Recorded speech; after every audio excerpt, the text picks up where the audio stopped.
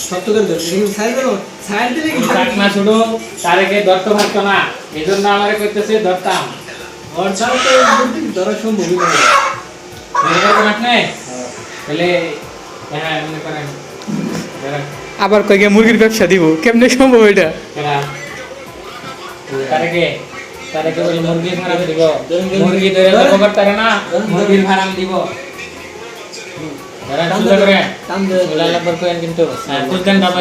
বিসমিল্লাহ আকবার বিসমিল্লাহ আকবার বিসমিল্লাহ আকবার দাঁড়ান দাঁড়ান বাসন ডালন বাসন ডালন বাসন ডালন বাসন ডালন আইলেন খালি বাসন ডালন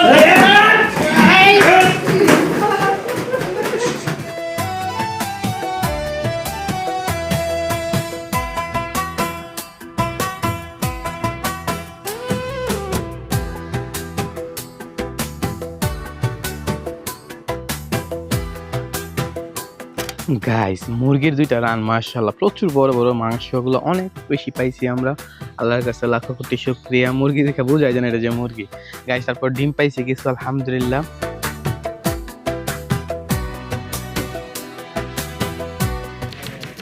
মাশাআল্লাহ ওর কাটার স্পিড দেখেন মাশাআল্লাহ কত স্পিডে মাসুমে কাটতে পারে দেখছেন গাইস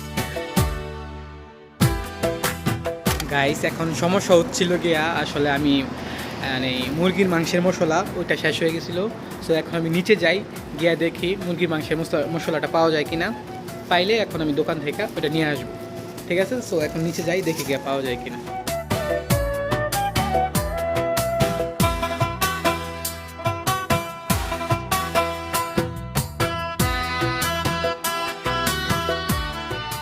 অবশেষে সব কিছু নিয়ে আসলাম আর যেহেতু পেঁয়াজ মরিচগুলো কাটা ছিল সো এগুলো বসায় দিলাম তো এখন কিছুটা লবণ দিয়ে দিতেছে স্বাদ মতো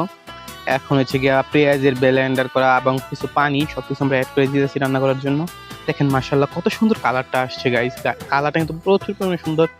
আর এখন আমরা ঢাইকা দিলাম যাতে একটু সুন্দর করে হয়ে যায় আর কি জিনিসগুলো মিক্স হয় দেখেন মাশাআল্লাহ কত সুন্দর কালার আসছে আমরা জিনিসগুলো দেওয়ার পরে মশলা টশলা যেগুলো আছে এগুলো দেওয়ার পরে মাশাআল্লাহ কালারটা দেখে আর গন্ধটা মাশাআল্লাহ প্রচুর পরিমাণে সুস্বাদু হইব ইনশাআল্লাহ আশা করা যায় সুস্বাদু হইব কারণ গন্ধটা দেখে বোঝা যাইতেছে এখন যে মাংসগুলো আসলো সবগুলা কাইটা ফেলাইছি আর এই মাংসগুলো আমরা আসলে সৌদি আরব থাকতে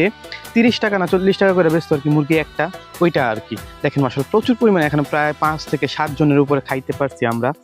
আর কি যে মাংসটা রান্না করছিলাম ওইটা সো দেখেন আপনারা ভালো হয়েছে জিনিসগুলো সবকিছু তো আজকে এই পর্যন্ত ভালো থাকুন সুস্থ থাকবেন আল্লাহ